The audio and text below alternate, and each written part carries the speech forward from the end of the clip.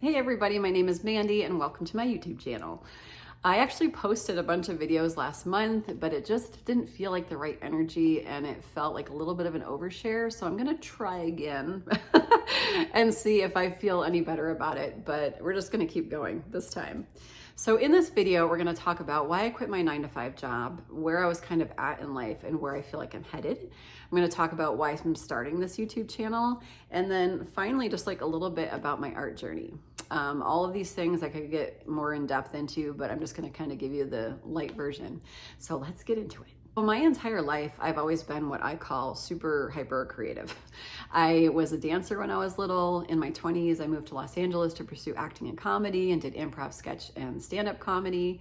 Then I moved to like a mountain town of 200 where I worked as a baker for 4 years and worked at a newspaper doing editorial photography, wrote a weekly column and did like lots of like quarterly publications and articles and lots of creative fun stuff. I also had a luxury photography studio for a bit where I would do full makeovers for women, which was super fun, and got to do their hair, and it was just like really, really fun. And I've really loved all of those choices, even if other people have been like, oh, here she goes again. But the underlying current of a financial foundation has always been in the food industry. And I just always go back to it. It was the very first job I had, one of the very first jobs I had, working at a deli when I was 15. And just in Los Angeles, working at various bakeries, and I just kind of ended up working myself up into management of cafes, general management of, restaurants, like stuff like that.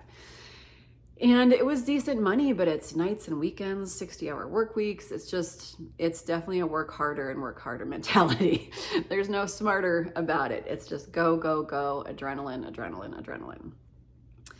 So I promised myself that I was never going to go back to the food industry again, but needed to for various reasons. And last year, like around May, June, I started working at a restaurant, and there were great aspects to it, sure, but in those 5 months that I worked there, I got sick 4 times. And I went to urgent care 4 times, and they put me on rounds of antibiotics. It was the same sore throat, swollen glands, and like the antibiotics really wouldn't do anything. It got to a point where like there was this gland in my neck. Well, it's still a gland, but it was like so big, like you could see it outside of my neck.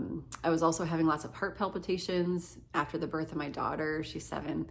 I had preeclampsia in the hospital, and then I just had high blood pressure that never went away. Like I was in and out of hospitals for a couple of years, and now that I'm on the right medication, it's pretty regulated, but under high duress, stress, or if I just go on like a food bender for like 2 weeks, like it will skyrocket.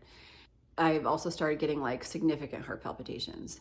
And so when all that stuff is happening, and I would have to like call out, and which just is so not me. I mean, before I had my daughter, I was just like a workhorse, like, sure, I'll come in 80-hour work weeks. Yeah. And now like I just physically cannot do it anymore. So when my boss pulled me aside 5 months later, he was like, look, you have to cover more for people that are calling out. And this wasn't sustainable for 150 million reasons. The same people kept calling out multiple times a week. They wouldn't let me hire anybody, fire anybody. Like it just, with 20 years of food industry experience and working at 6 or 7 comparable bakery cafes, like there were other solutions to me, like working 80-hour work weeks, but he was just like, no, you have to do it. So I felt like in that moment, I mean, because I'm showing up to work every day with like heart palpitations, like sickness, and like I even had like a dream that I had a heart attack. And so like I honestly was like afraid for my life some days because of the palpitations. And I felt like the universe was like, you're here and they want you here. Like you literally cannot do it in your body. Like you literally, like, are you going to kill yourself for a paycheck? Or are you going to trust us and have the life of your dreams? And that's some scary shit when you've got bills to pay. I'm not a rich person. I rent a room in a really nice lady's house. I'm not sitting on a stack of cash or trust funds or 401ks, anything like that. Like I have no savings, and I just went back the next day and I was like, you know what, I need to put in my notice. Because I just felt it was so glaringly obvious, like, this is killing you. So I quit. And what I felt like the universe was asking me to do was to create a life of my dreams. What does this mean? Where is this all headed? Where is it going to go? I don't know. But if you'd like to come along on the journey, please do. I would love it. A little bit more about me. I am a woo-woo and a lulu, but I'm also super grounded and practical. And it's hard for people to reconcile those things. For any of my astrological folks out there, I'm a Libra sun, Scorpio moon, and a Virgo rising. I have a Scorpio stellium in my second house, 4 planets, and I have a Libra stellium in my first house. What does that mean? It's just a whole lot of concentrated energy about beauty, culture, artistry, creativity, depth, spirituality, death, rebirth, transformation, which is why I've had so many jobs over the years and I'm constantly like evolving as a human. And what I've found in the past few years is that it's really hard for people to get me, to fully get me. Like, I will meet somebody at yoga and they're super nice and we'll talk about like life and spirituality and like travel and like all these things. And then, you know, the next night I'll go to an improv class or something, or I'll post a funny video that I think is funny of me making weird faces. And then like the lady from yoga will follow me on Instagram and be like, oh, okay. Yeah, like you also post like boudoir photos and you know, do funny stuff and like, you know, like that's very cringe. And the comedy people are like, why are you talking about spirituality? Like, so it just, I feel like people are like, that's not you, you're this, you know, here's the box, like you're that. And it's like, no, I'm all of these things. I'm not trying to be anybody. Like, I've got interests everywhere. Like, I love it. I'm lots of different things. I can be really quiet and shy. I can also be the life of the party. It just depends on my mood and my vibe. But I've kind of learned that it's hard for people. I've also learned that as, you know, I was raised super born again Christian, very quiet, classy, vice president of my class, very much stayed in my lane. And the more that I've been on a healing journey throughout my lifetime and just trying for different things and getting more and more into my power and being like, this doesn't resonate for me, this resonates for me. And I want to be wild and free. And I love sensuality and femininity. And I love, you know, like just darkness. I'm not afraid of the dark. And I'm not afraid to like, you know, as an artist, like I love Mark Ryden's art, you know, where he'll paint Abraham Lincoln's bloody head on a bed. But then I also love Thomas Kincaid because he's so magical and it's so beautiful and magical, you know, and so like those two, you know, so it's just, I feel like the past couple of years I've learned that people really either love me or hate me. So I don't know, man. Just know that every time you watch a video, you're probably going to get something different. Sometimes I might be a little goofy. Sometimes I might be really serious and like, you guys, it's all me, which kind of leads me into why do I want this YouTube channel? For starters, it is completely for selfish reasons. I want to meet other like-minded people. I do not make decisions that are rational and practical. There is absolutely a rational and practical side to me. The workaholic, the straight A student, my Virgo ascendant is all about, you know, perfectionism and, you know, doing things by the book and, you know, straight A's and, you know, stay organized. And it's very much workaholic, perfectionist, wallflower mentality. My Libra is very Venusian energy. It's, you know, love, creativity, Aphrodite, femininity, love, culture, balance, a very strong need for balance. And then Scorpio is like super intense and like darkness and death and rebirth. It's like the third Harry Potter movie that's like dark. When the first two were like, oh, you know, yeah, just like deep talking at like 3 a.m. Tell me everything. We're blood brothers. So I am looking for people that aren't going to be grossed out by weird decisions or the fact that I just quit my job. And I'm looking for other artists and creatives that are making big, bold decisions, or that are like, yes, I want to continue on this art path. I want to continue creating. The 9 to 5 can go fuck itself. And to just have other people in my life that are cheerleading for me and where I can cheerlead for you. Like that's honestly why I'm doing this, to find my community of people that I, love and, that love me. Also, doing this channel for anybody that feels stagnant in their life and maybe could use a little delulu. I have lots of friends that are so talented that just stay stuck in, oh, I can't do that. Like I have a friend, for example, who is a really fantastic actress, and she's gotten some roles on various shows, but she will not go outside her box for anything. And I'm like, you should do a TikTok channel. Like you should just do she's such a good cold reader, like the most amazing cold reader I've ever seen in my life. And she just will not be on TikTok. Oh, TikTok is blah, blah, blah. And no, I can't figure that out. And it's just oh my God, people would love you. You would have so much fun. Who cares about the followers? You would just have fun creating and getting to play and do all these characters. But instead she just watches TV every single night of her life. So if you're one of those people, maybe my delulu can rub off on you and you'll kind of start putting yourself out there a little bit more. Because here's the thing. One, I freaking hate when people are talented and they sit on that shit.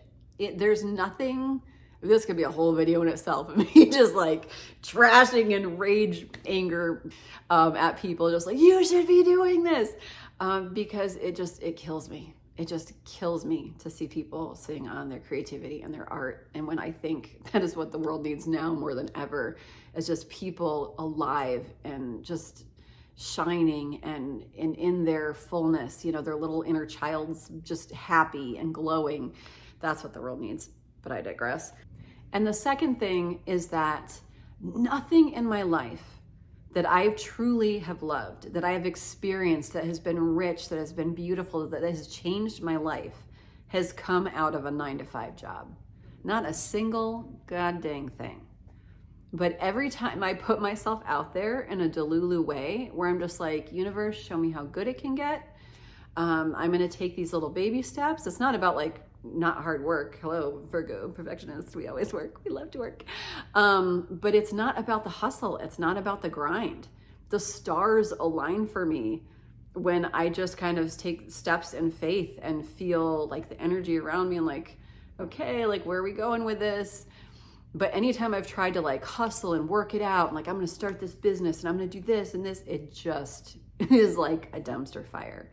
And it's not sustainable. That's why there's such a burnout in America, because we've got everybody working these 9-to-5s and then also trying to do these side hustles to be able to, propel themselves out of their circumstances. So I fully trust in the balance of both practicality and spirituality. And if you're a more practical and grounded person, hit me up in the comments. I don't mind a little pushback as long as all the comments are cordial.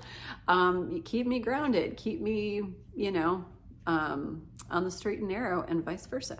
So I don't want this video to be too long, but if you want to hear more about any of those aspects, let me know and I'll dive deeper. Just let me know in the comments. But I did want to talk a little bit about my art journey.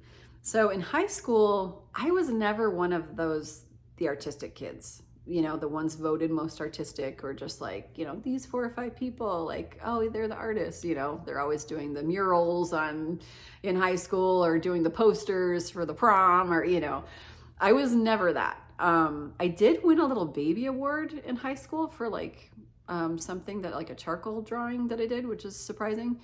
But I was never that. And my art teacher was never you should pursue this seriously. Nobody was ever your art, never, never, ever. My sister actually was the artist in the family, and she is an artist. She, since the dawn of time, could write upside down and backwards in cursive with both hands at the same time. There's something going on there. I, kind of grew up squeaky clean, the good little Christian girl. And so she was always the artist. I never really thought of that as a valid thing. My older sister was a singer. She still is a singer. And in her heyday, could channel Ann Wilson, nobody's business. Just phenomenal voice. So I had these two powerhouses doing that. So I was the dancer, actor, and so I just like focused on those things and like deep into my 20s. And my sisters, however, were just like so phenomenally gifted at those things. And what I was told when I was younger is that like it's starving artist. Like if you're going to pursue something, you have to be that level good. And I was that level weird to be able to do comedy. So everyone was like, okay, go do your thing. Like what I want to say is that in society, you don't pursue those things unless you're phenomenally gifted at them. And I now know that that is all complete bullshit because of what I've been able to accomplish in my life and the experiences I've been able to have. I don't need to be friggin' Susan Sontag of newspapers, but I loved writing a weekly column. You know, I loved photography. I loved, like there's so much that I've enjoyed about my life. And it doesn't mean that, I've been the best. I'm not in a garden of baking, but, I've done some things I'm really proud of. So after high school, I went to college. I took 1 semester of art because I was an education major at the time and I was kind of feeling out like what the other thing was going to be. I liked the class, but I honestly just didn't fit in with the energy there. Maybe because it was a Christian college and the artist felt very dark to me at the time. Like, I don't know.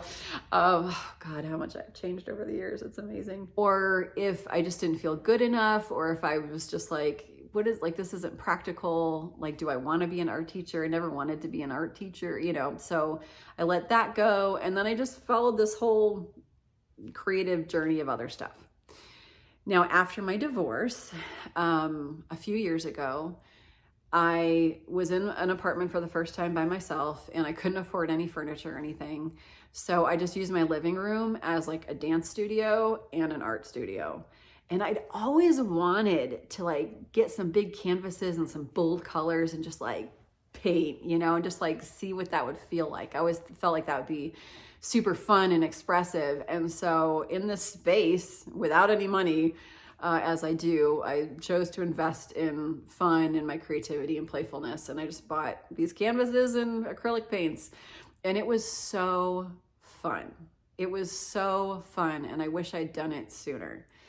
And what is the best for me as a mother, and these are all like, could potentially be separate videos, but just the fact like I've got my daughter into painting. Like she as a little girl was able to like be covered in paint and just like paint and like, and that's always like the kind of mother I wanted, like when you hear stories of like, my father was a writer and my mother was an artist and, they're living in Manhattan. And it's like, what life was that? Like that was not what I grew up in at all. And just, for her to have a mother that's like my mom, that her earliest memories are, she's painting. So that was like super awesome. And I just really loved it. And I found that I was good at balance. I loved using color. Nobody, my mom and my sister really loved my paintings, but nobody ever wanted to buy one or anything. So it just felt like something fun to do. But after going through this huge healing journey and just like my life completely burning to the ground financially, all the things, stories for another time, but I just feel like I'm supposed to just keep painting and get into music. I've started to learn how to play the guitar. I even went to an open mic writing a couple songs. And so I'm doing things I've never done before, which is kind of funny because I've done so much creatively. But that's what I feel like I'm being asked to do, is just to rebirth and find out who I am now and what do I love to do and the things that make me come alive. And like, that's what I want to give my time and energy to. And I've also started doing like a little bit of like poetry writing and like kind of spoken wordy stuff on TikTok, which is really fun. So feel free to follow me along there. I just want to know a whole bunch of artists. I just want to discover where this journey goes, and I want to see your journeys. And that's really kind of it. My next video is going to be about manifesting a trip to New York City through painting, which is an awesome story. But yeah, I don't know. That's it, guys. Let me know what you think in the comments. I don't know if like 5 people have viewed this or whatever. I know last I checked I had 8 subscribers. I love you all. Thank you for being here. Tell me about yourselves, please. And yeah, I will see you all next time. Thanks so much for watching. Bye.